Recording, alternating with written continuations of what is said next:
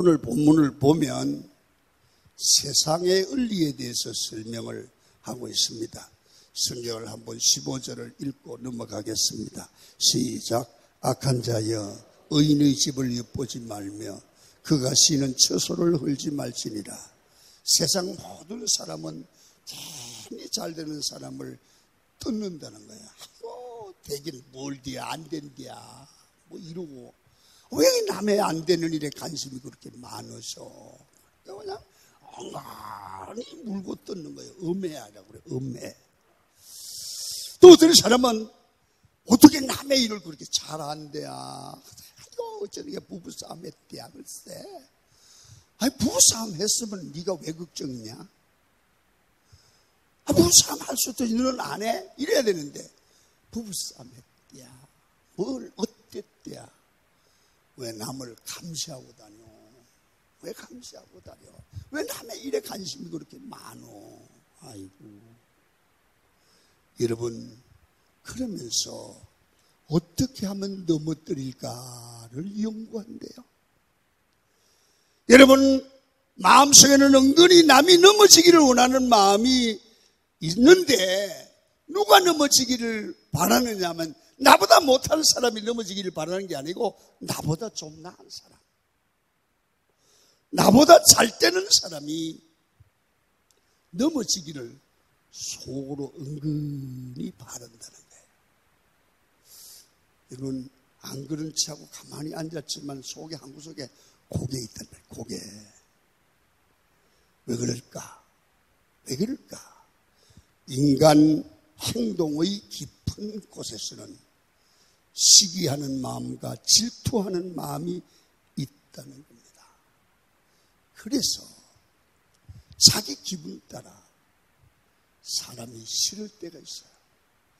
이유 없이 그냥 싫은 거예요. 여러분, 사람이 싫으면 그냥 두면 되는데 어떻게든지 넘어뜨리려고 중상하고 노력을 하죠. 여러분, 우리가 다 세상의 죄인이기 때문에 그런 속성이 죄인인 사람에게는 누구든지 있는 거예요. 성경은 그래서 이렇게 말해요. 너희는 의인의 집을 엿보지 말라. 의인의 집을 엿보지 말고 그가 쉬는 처소를 헐지 말라. 음해하지 말라는 거예요. 괜히 남을 말하지 말라는 거예요. 그러면 의인을 여러분 헐면 내가 그걸 당하는 거예요. 여러분, 그러면 의인은 어떤 사람입니까?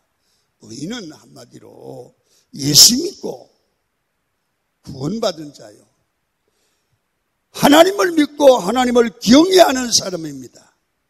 그러면서 의인, 즉 하나님을 믿는 사람은 넘어져도 다시 일어난다. 왜? 살아계신 하나님이 그를 붙들고 계시기 때문이다. 그러니까 여러분 자부심을 가져야 돼요. 왜? 나는 하나님 앞에 구원받은 하나님의 자녀다. 하나님은 나와 함께 계신다. 너들은 혼자 싸우지만 나는 하나님과 함께하는 사람이다. 이런 자부심을 갖기를 축원합니다. 이 사람이 구원받은 사람이고 하나님의 생명을 가진 사람입니다. 여러분, 다시 말하면 환난과 고난을 당해보면 믿음 있는 사람인지 믿음이 없는 사람인지 알게 되는 거예요. 여러분, 고난을 당할 때 여러분의 자세를 한번 살펴보세요. 정말 나는 믿음이 행동을 하는지, 하나님의 생명이 나에게 있어서 예수 그리스도의 형상을 나는 이루고 있는지, 이걸 점검을 하세요. 여러분, 하나님의 사람은 특징이 있는데 고난을 당할수록 믿음으로 생각하고 하나님의 섭리가 있는 줄 믿고 기도하면서 새 힘을 내고 다시 일어납니다. 이게 믿음 있는 사람입니다. 할렐루야. 자, 성경 한번 봅니다. 이 말이 확실히 믿으셔야 됩니다. 16절 시작. 대저인은 7번 넘어질지라도 다시 일어나리와 악인은 재앙으로 말미암아 엎드려지느니라. 의인은 다시 일어났습니다. 반드시 일어납니다. 여러분 17절과 18절을 봅니다. 시작. 내 원수가 넘어질 때 즐거워하지 말며 그가 엎드러질 때에 마음에 기뻐하지 말라. 여호와께서 이것을 보시고 기뻐하지 아니하시나 그의 진노를 그에게서 옮기실까 두려우니라. 여러분 오늘 성경에 보니까 사람의 심성이 괜히 원수가 넘어지기를 바란다는 거야. 그런 마음을 사람이 갖고 있다는 거예요. 그런데 성경은 말합니다. 그러면 안 된다는 거예요. 하나님이 기뻐하지 않으신다는 거죠. 나를 괴롭히는 사람조차 넘어질 때 네가 좋아하지 말라. 정말 어떤 면에서는 우리는 예수의 사람은 악인이 넘어져도 그걸 기뻐하지 말고 안 됐다고 생각하고 기도해야 맞죠. 하나님이 기뻐하시는 일을 해야 복을 받는데 하나님은 우리 원수가 넘어지는 것을 좋아하지도 말라는 거예요. 원수라도 넘어지는 것을 좋아하지 말고 그를 위하여 기도하는 걸 하나님이 기뻐한다는 거예요. 그래서 다른 사람의 고통을 좋아하지 마세요. 하나님의 앞에서 제일 중요한 복받을 삶의 마음은 하나님을 기쁘시게 하고 하나님 마음에 드는 삶이라면 여러분 하나님 앞에 다른 사람을 축복할 줄 알고 다른 사람의 허물을 덮어줄 줄 알고 그를 위하여 복을 비는 여러분이 되기를 축원합니다. 그래서 우리는 하나님 앞에 어떤 사람이 되느냐가 중요합니다. 성도는 누구든 만나면 축복하는 존재지 공격하고 비판하는 존재가 아닙니다. 그게 복이고 그게 바로 은혜 받은 자세이지요. 그러면 넘어질지라도 다시 일어나는 성도가 되기 위해서는 어떻게 해야 되냐? 몇 가지 자세를 가르쳐 드리겠습니다. 꼭 그렇게 하시길 바랍니다. 세상에 살다 보면 물질로 넘어지든 건강으로 넘어지든 뭘로 넘어지든 그걸 보면 모든 세상 사람들은 어떻게 해요? 당신 탓이야. 당신 때문에 그래. 당신이 왜 그렇게 기도하지 않는 거야? 이런 사람들에게는 하나님이 역사하지 않습니다. 설령 내 잘못이 없고 남편에게 잘못이 있어요. 설령 아내에게 남편에게 잘못하고 아내에게 있어요. 그러나 우리가 하나님 앞에 부부간에 취할 자세도 여보 나 때문에 그래. 이게 맞는 거예요. 할렐루야. 이런 자세를 취해주기를 축원합니다. 사무엘하 12장에 보시면 다윗이 나오는데요. 다윗이 이렇게 어느 날 옥상에서 이렇게 거닐다 보니까 저쪽 건너 지붕에서 어떤 여자가 글쎄 그때는 이제 그 옷을 벗고 목욕을 했어 글쎄. 그래서 이 다윗이 그만 시험이 들어서 그 여자를 잡아오게 하잖아요. 그래서 바세바를 간음하죠. 그 여자 이름이 바세바요. 그런데 이게 임신을 한 거야. 그러니까 이게 들킬까봐 전쟁에 나가 있는 그 남편을 데리다가 동침하게 하는데 말을 안 들어. 그래서 남편을 전쟁터에 보내서 죽이게 해요. 그리고 자기 아내를 삼죠. 여러분 이것이 다윗의 삶에서 가장 어두운 시절입니다. 하나님이 나단 선지자를 나단 목사님을 보냈습니다. 나단이 다윗을 만나서 이런 이야기를 합니다. 왕이시여 내 이 얘기를 좀 들어보시오. 그러면서 사무엘하 12장 2절에 보면 이렇게 말하는 거예요. 시작. 부자와 가난한 사람이 있었는데 양가소가 심이 많았습니다. 이렇게 얘기를 꺼내가지고 가난한 사람은 아무것도 없습니다. 그런데 자기가 사서 기르는 암양 새끼 한 마리가 있는데 얼마나 사랑하고 이뻐하는지 자기 딸처럼 아끼고 사랑하는 양입니다. 근데 이 부자가 손님이 왔습니다. 그런데 손님을 대접하려고 보니까 이 부자는 소도 많고 양도 많은데 요 소 잡으려니까 아깝고 저 양 잡으려니까 아까우니까 가난한 이 아끼는 양 한 마리 가지고 자기 딸처럼 키우는 이 양을 빼앗아 자기의 손님을 잡아서 대접했습니다. 다윗이 그 얘기를 듣더니 뭐라고 하는지 아십니까? 여호와의 살아계심을 두고 맹세하는데 이 일을 한 그 사람은 마땅히 죽을지니라. 다윗이 그렇게 했습니다. 여러분, 여기를 보면서 하는 메시지가 있습니다. 사람이요, 말을 함부로 하는 거 아니에요. 말을 함부로 하는 거 아니에요. 다윗이 큰 소리를 치지만 그게 지가 죽을 말이야. 말을 함부로 하면 안 돼. 아멘을 기대하지 않았지만 너무 안 하죠. 못 알아들으신 거예요? 따라합니다. 말을 함부로 하면 안 된다.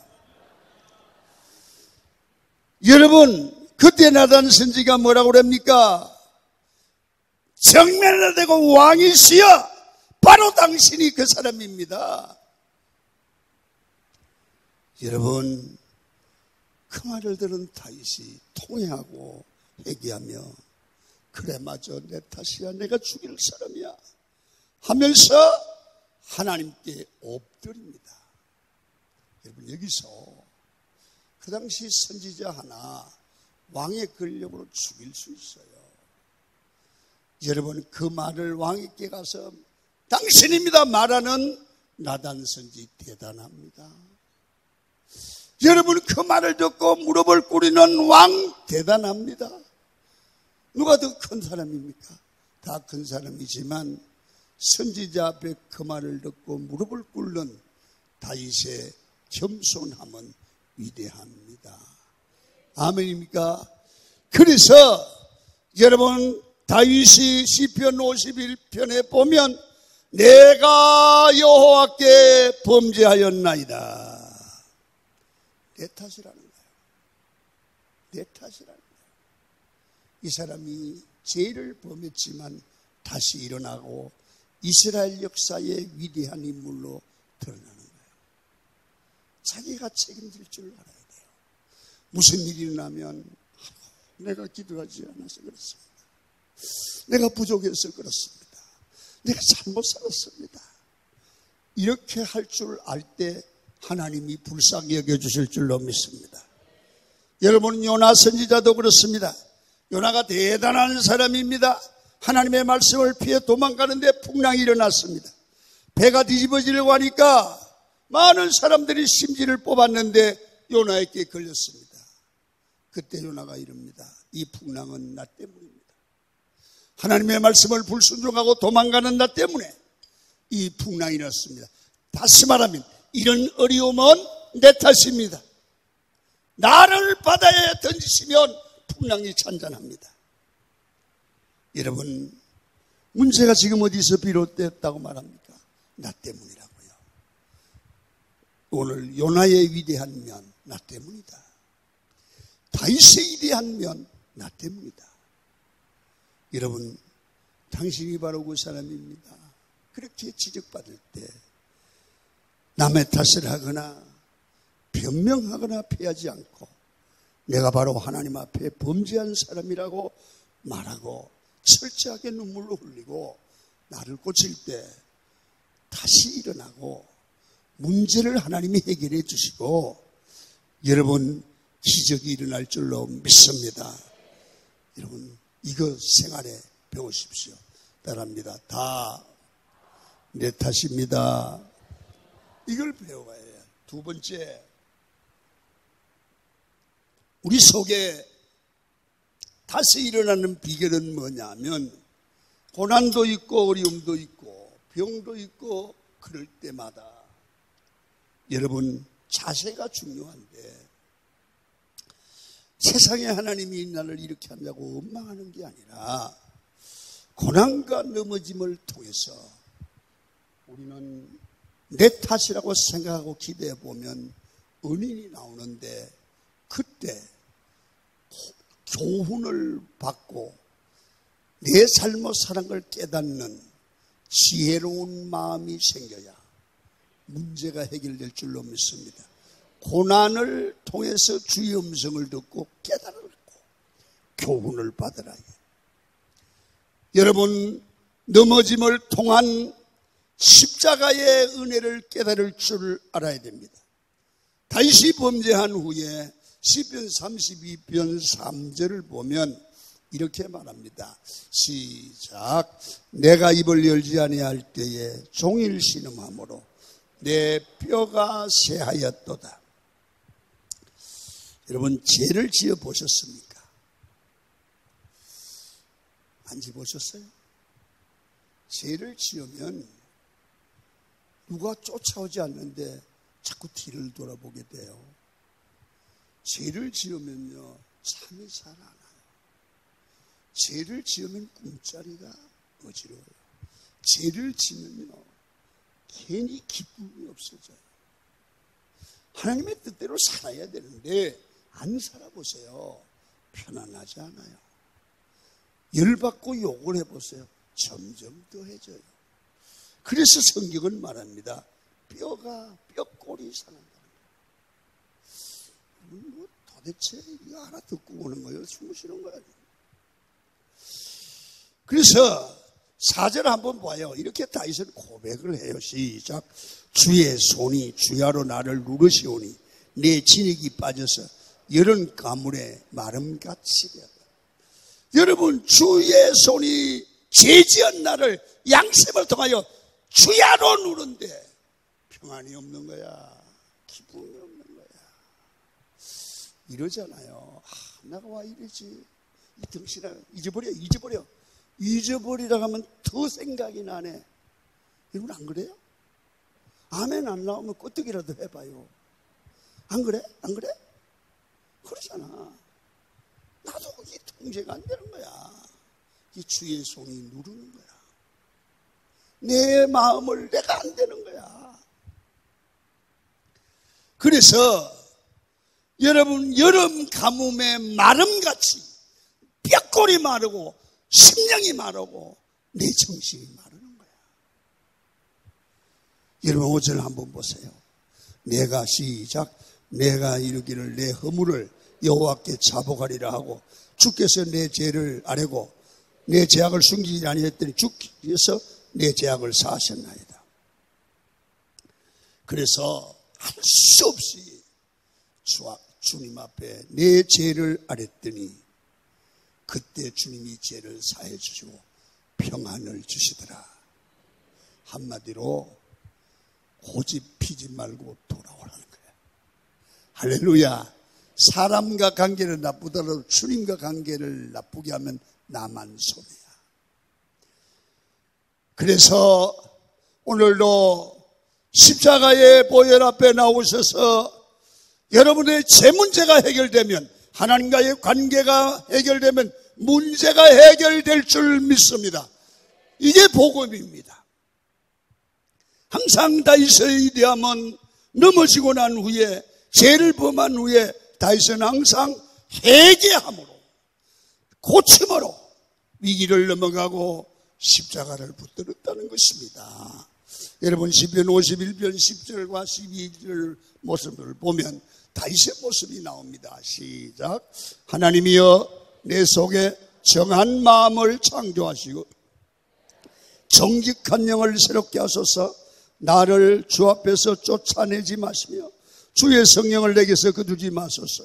주의 구원의 즐거움을 내게 회복시켜 주시고 자원하는 심령을 주사 나를 붙들어 주소서. 다윗은 자기 죄 때문에 자기 인생이 육체적인 넘어짐에서 끝나는 게 아니라, 마음이 육체가 병들고 끝나는 게 아니라 그 말이에요.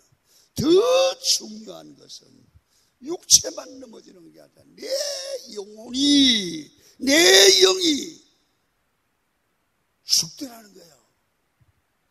내 영이 생명력을 잃더라는 거예요. 요새 말로 은혜가 말라버리다는 거예요. 그래서 다윗의 기도는 육적으로 어려운 것보다 더 어려운 게 영적으로 하나님과의 관계가 잘못되니까 더 힘들더라는 거예요. 주님, 그래서 기도합니다. 내가 내 영이 죽은 상태로 못 살겠습니다. 환경이 안 좋아도 견딜 수 있겠는데, 강야로 쫓겨날지라도 견딜 수 있는데, 하나님과의 나의 관계가 끊어지고 내 영이 기쁨을 상실할 때 나는 살 수가 없습니다. 하나님, 내 영만은 살려주세요. 나를 주님 앞에서 쫓아내지 마세요. 성령을 거두지 말아주세요. 성령 없이 사는 삶은 비참한 삶이에요. 여러분, 그런 이런 기도를 하고 있습니다. 성도 여러분, 다윗처럼 주님, 나를 주님 앞에서 쫓아내지 마시고 나를 주의 성령 안에서 여러분 있게 하시되 성령을, 내 안에 계신 성령을 거두지 마시옵소서. 하나님, 내게 구원의 즐거움을 회복시켜 주옵소서. 이런 기도가 필요하지 않습니까? 이게 다윗의 기도였습니다.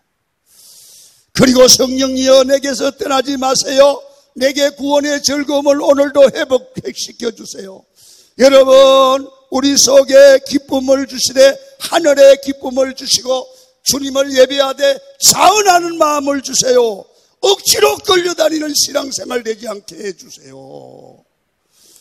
여러분, 우리는 대부분 사람들은 하나님의 일을 한다고 하면서도 여러분 영적인 축복을 잃어버리고 억지로 끌려다닙니다. 불행이죠. 여러분, 성령 없이 일하면 힘들죠.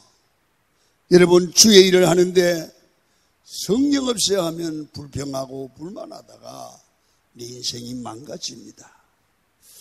그래서 교회에서 성령 충만 없이 주의 일에 봉사하려고 하다가 상처받는 일이 얼마나 많아요. 기쁨으로 하지 않고 자원하는 마음으로 하는 거예요. 그러다가 불평하고 교육자들하고 싸우고 그래요. 여러분, 먼저 내 영을 예배를 통해서 회복하기를 축원합니다. 그래서 주의 일을 해서 구원의 즐거움을 먼저 회복하고 억지로 하지 말고 자원하는 심령으로 하면 그게 복이 된단 말이에요. 그래서 다윗은 죄로 인해서 넘어지고 난 후에 깨달았습니다. 죄를 짓고 나서 우리가 하나님 앞에 주의 일 한다고 그러면 정말 비참한 결과를 만들어낸다 그 말입니다. 그래서 죄를 짓고 죄악 중에서 주님 앞에 일하는 것이 얼마나 불행한 일인지를 기억합니다. 그래서 내가 넘어졌을 때, 죄악 가운데 넘어졌을 때 깨닫고 주님을 의지해서 다시 일어날 줄 아는 사람, 내가 죄인이구나, 내 힘으로 살 수 없구나, 그리고 다시 주님을 바라보고 믿고 일어서는 것입니다. 각성입니다.